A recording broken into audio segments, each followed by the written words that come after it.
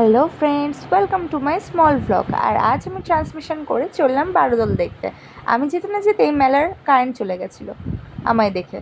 So তারপরেও অন্ধকারে হার না মেনে কিছু না কিছু কেনাকাটি করে চললাম আমরা ভিখারিদেরকে টাকা দিতে। আর এখানে এত ভিখারি ছিল যে আমাদের টাকার পরিমাণ কমে গিয়েছিল।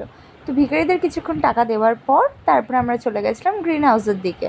গ্রিন হাউসে ঘোরাফেরা করতে করতে অপেক্ষা করছিলাম রাজবাড়ির ভেতরটা দেখার জন্য। তো তারপরে চলে গেছিলাম ভিড় ঠেলে আমরা রাজবাড়ির দিকে। কিন্তু এবার রাজবাড়ির গেট না খোলায় আমার মনটা অনেকই খারাপ হয়ে গেছিলো। মানে শুধু আমি না, অনেক মানুষই এই দিনটার জন্য অনেক একটা গোটা বছর ধরে অপেক্ষা করার পর একটা ইনলিগাল কারণের জন্য রাজবাড়ি বন্ধ। আর তারপর মন খারাপ নিয়ে মা আর মাসি পাপড়ি চাট খেয়ে নিল। দেন আমি মেলার একটা শর্ট ভিডিও বানাচ্ছিলাম।